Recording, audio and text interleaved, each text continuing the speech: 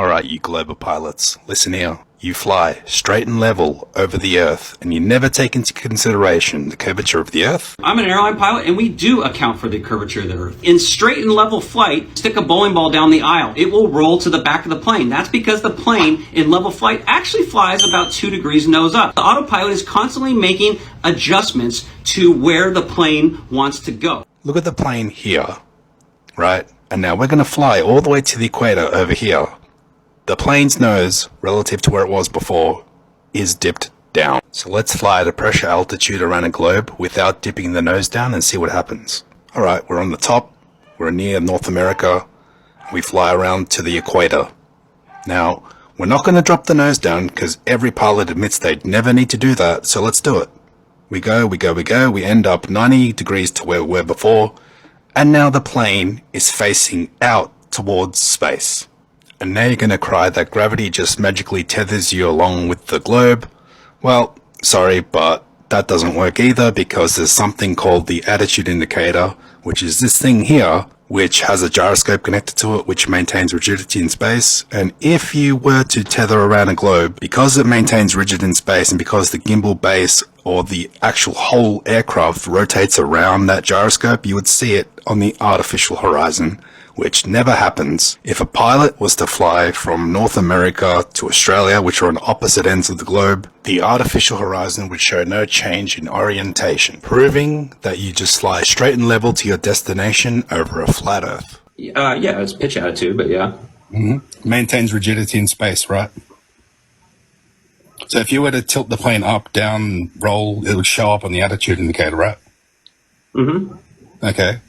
So if you were to fly from the North Pole, or, to say Australia to the south under here, would your attitude indicator be upside down? No, it wouldn't. Welcome to flat Earth.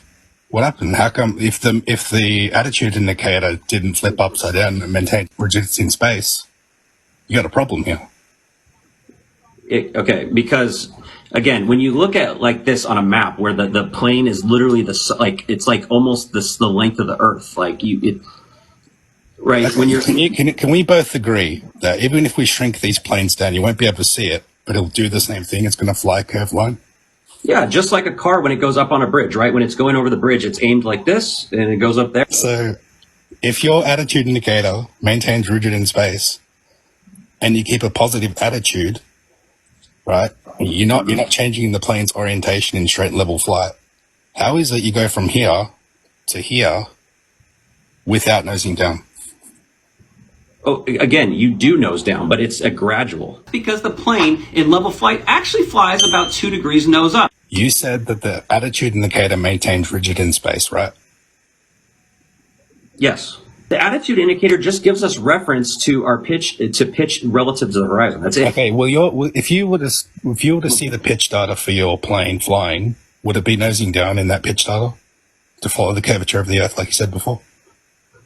Again, not really, because I also said in the video you can descend, but I'm saying you can descend. Wait, hang on. That's a major fault. I can descend the airplane, and the nose is still pitched up. Pitch attitude is not necessarily an indication. When I come into land, I'm descending. My nose is about 3 degrees up. Welcome to flat Earth. Every time you say you don't need to nose down, that's proving. So let's say this flat line is 4,800 miles, where there would be over 2,000 miles of curvature drop on a globe. What he fails to understand is he's just flying straight and level over the Earth that is flat with a positive attitude to maintain altitude. So if this plane flies over this long distance, he would need to change the plane's orientation over the curved surface. But he doesn't realize that the reason why he's able to come in and land with a positive attitude is because the plane hasn't changed orientation relative to the floor, because the Earth is flat. People want to argue that, yeah, you just fly in a pressure medium, but that pressure medium on the globe would wrap around the globe. So as you can see, if the plane gains too much altitude when flying in a straight line, it would have to drop down to fly in the same air pressure medium. So it would still need to nose down to account for that pressure medium that wraps around the globe. Otherwise, eventually, the plane will be facing away from the globe. What's the furthest distance you've flown with your nose up, positive attitude to maintain lift? The furthest? Yeah, with a positive attitude. I mean, I can show you. I was just showing, what's his name, Caleb? I was just showing Like this. in miles, I guess. Like how far? Like where? So in miles, this one is about 4,800. This one I did to Europe. So, but again, 4,800 miles. yes, but again, Hang on, wait. You flew with a positive pitch for 48,000 miles. just to maintain level or nose up, to climb or even sometimes descend. You're obsessed with the pitch. This plane at the equator, relative to where it started from, is nose down, right? In space, in the air. Yes, the one that looks like the Independence Day plane. Yes, if you Right, fly, so it flies. That's how long is that flight? Like, you know, hang on. So 15 hours? if it's nose down relative to where it started, you'd have to adjust for curvature, right? Yes, in like again, like you're getting. Hang on. But you just said you flew 4,800 miles and you had a positive pitch. Do you know how much curvature is in 48,000 miles? Right, but again, did you also see in the video how I showed you right here? So if I was to show you that right there, right? So I've done this before. I've taken a video and sped it up, and it goes like this. It's like a little like a precision like thing like this. It goes like this. So it goes up, down, up, down, up, down. All it cares about is maintaining that altitude. That's it. It does not care about anything else. How often does it go below horizontal, below zero? It depends. Not very often. Sometimes. But again, dude, you're proving my point every time. You're going to be a good flight earther. The autopilot is constantly making adjustments to where the plane wants to go. Over a matter of 5 hours, it's not enough time in there to actually notice a curvature there. So this is what 4,800 miles looks like on this supposed globe that he said he had a positive pitch for. Now, if you had a positive pitch for that amount of distance, you would not be able to keep up with the curvature of the Earth. You would fly off the ball into space. It's impossible. You're literally drawing a straight line.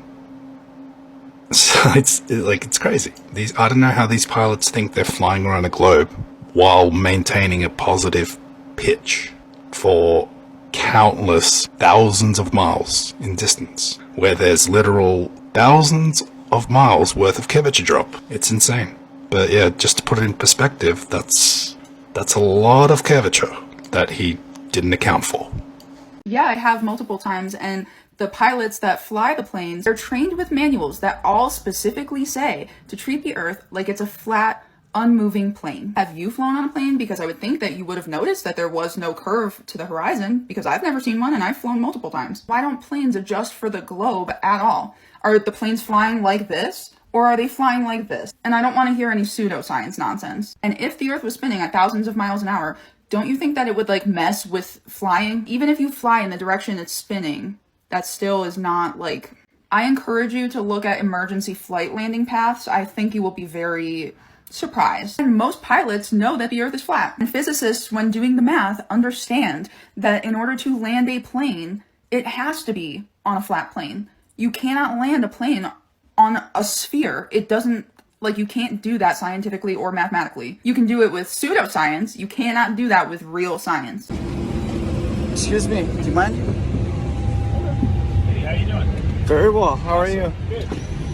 So, you know how we just took a flight of descent? Yeah. Did you have to compensate for curvature? Yeah. So, did you just have to compensate for curvature due to the flight of descent as we landed just now? No, not necessarily. Yeah. Alright, thank you so much. You bet.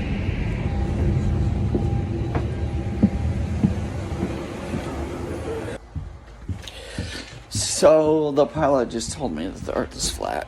This guy I follow on here named Eyes of Tomorrow launches his own weather balloons all the time, and when there's no fisheye lens and the photo's not sent through NASA, there's no curvature. You cannot look at this and tell me that there's curvature. He posts videos like this like once a week. I've watched all of them. I have not found curvature one time. I don't know about you, but my eyes are good enough for me to trust. I trust in my senses. I don't trust in what a government agency tells me I'm seeing. I could keep going, but I'll just leave you with some food for thought. If a helicopter were to hover in one spot for 20 minutes, would it come back down and land on the same spot? Or would the helicopter be in a different spot? And anybody who tries to push the nonsense of the whole thing with like the atmosphere moving with the earth, like, come on guys, you can't really believe that. They've taught you to ignore your common sense and just agree with what they tell you you see and experience. Here's something interesting you might not have ever thought about. You ever wonder how rainbows get their shape? This is how. The first thing to understand is that light has to go through a glass prism, and whenever it goes through that glass prism, it leaves and the light refracts and it goes into all those different colors you see in the rainbow. And light always takes the shape of its glass prism. And you can test this out at home. Get a glass, fill it up with water, and then use a light source to shine it through the glass of water and see what happens. And what you'll find is that the shape of the rainbow is going to be determined by the glass prism's shape. Now I'm going to blow your mind in a second telling you how a double rainbow works, but the regular rainbow, like I said earlier, the light has to go through a glass prism, which is the firmament, and when that light goes through the firmament, that light refracts through it, and that's how all those colors appear in the rainbow. Now, an interesting thing to know is that you can't see the rainbow unless you have the water to act like a screen. That's why you can see the rainbow whenever it rains, is because the rain acts like a screen. So whenever you get the water hose and get it out on a sunny day, you can see a rainbow because the water acts like a screen. Now, I told you we were going to get deep. Let's talk about that double rainbow. So right here in this picture, you can see the original rainbow in the sky. There's a double rainbow right above it. And then in the water, there's a reflection of the rainbow. So let's talk about the reflection in the water really fast. You can see the colors on the one in the water and the original rainbow. The colors are inverted. And that's because the one in the water is just a reflection of the original. And now for the really cool part that's going to blow your mind. The rainbow that's above the original rainbow, when you see that double rainbow appear, notice how the colors are inverted on that double rainbow. It's because the original rainbow is being reflected off of the glass prism above it. That's right, the original rainbow is being reflected off the glass firmament, and that's why a double rainbow appears to be inverted with the colors. Now I'm going to show you a science experiment you can do at home to show you for a fact that a double rainbow is being reflected off of the glass firmament. Watch this. Get a piece of paper and draw a rainbow on it. Hold it up to a glass mirror and see how the colors invert when you're holding it up to a glass mirror. You've been lied to your whole life. Wake up to the truth and it'll change your life forever. If you want to see more content, check out my profile. Have an awesome day. Hang on a second. Weren't we only supposed to be able to see the sun or the moon? Because according to the globe model, if the Earth is orbiting around the sun and the moon is orbiting Earth, we'd only be able to see one at a time because the moon comes out at nighttime and the sun comes out at the daytime. So how is this possible that we've always been able to see both at the exact same time? And of course, now that I'm living in Hawaii, the most beautiful and spiritual place I've ever been to in my entire life, I can surely attest that you can see both the sun and the moon at the same time, all throughout the day. Now, can you tell me how this is possible on the globe model? Can you tell me how any of this is possible? Look at that infinitely level plane. I feel like I'm playing Minecraft when I'm in Hawaii. Especially now that I'm getting into permaculture and things of that sort. Learning to be self-sufficient so that daddy government doesn't always tell me what to do. Of course, they're gonna try, and they might. However, I can surely attest that that sun is local and close because you can feel that baby burning on your skin here. I'm talking super high UV rays. Very good for your soul. Anyways, this was satire. So we all know refraction or light will bend towards the denser medium. So I don't know what you're trying to do here. It's like you're just proving to me how maximum of an NPC you are. It's like you're only deceiving those who are already deceived. So I believe in the God of the Bible, the God of true love, one truth, and I follow his word. His word says Satan is the god of this world. Satan, the father of lies. He's a deceiver. He gives you the truth. Light bends towards the denser medium and then tells you, the densest medium is air pressure. So focus on that. Okay? I'm telling you, as a brother, water is what creates magnification and refraction. Yes, there's a lot of water evaporation on the ground level. So it peaks at the bottom and then creates this bulge like a lens, like the Fresnel lens, denser in the middle, which creates this atmospheric lensing. So with the lensing of the atmosphere, as the sun goes away, it creates this illusion of it setting. And if you know science, the inverse square of light doesn't travel forever. So as it goes further away, it takes its light with it, and that's why there's night and day. Oh, it's so hard to understand. But as it goes away, it bends down, and as it comes down in an angle, crosses a dense medium of clouds. Then if light bends towards the denser medium, wouldn't it make sense for it to bend up and light up the clouds from underneath?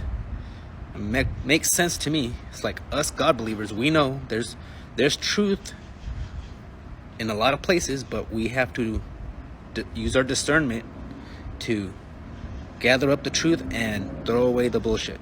But apparently you eat it all up. Good job, buddy. Yeah, so there is a discrepancy here, right? So it's off, and we have some issues. So if we can't use the Flat Earth Map app, and we can't use whatever this gentleman was using here. I see the problem you're having. You have what I call the straight line syndrome. You're mixing the two beliefs, believing that the sun rays come in straight. The sun is not straight. We use the dome model, the glass dome model. We take everything natural as God's truth, not by coincidence. We don't just, oh, that's just a coincidence that light disperses, just like the Walter Bislin's program software. We don't do that. We believe everything natural is God's truth. So your straight line is this sun, this orange line right here. That's the moon, that's the sun, where you would see it. But I gave you coordinates to where the sun would be. So if we compare this picture, this line to that straight line, compared to where this line was supposed to be, where the sun is, like where the coordinates I gave you, you could kind of tell why you don't understand or you misunderstand our model. But yes, the matrix will tell you that this is based on a globe model, just flattened out. It's at an azimuthal map. But we don't buy what they tell us. We go off what we see, scientifically and practically correct as it is. And if you go read Alexander Gleason's book, he is a flat earther. He wanted this map in every school, but something happened. I wonder why. With that said, same thing with the Walter Bislin's program software. They tell us it's based on a heliocentric model, but I know it's based off the geocentric model. But up to you what you want to believe. It came in the mail and y'all are opening it with me. Ooh. You can smell it. Woo!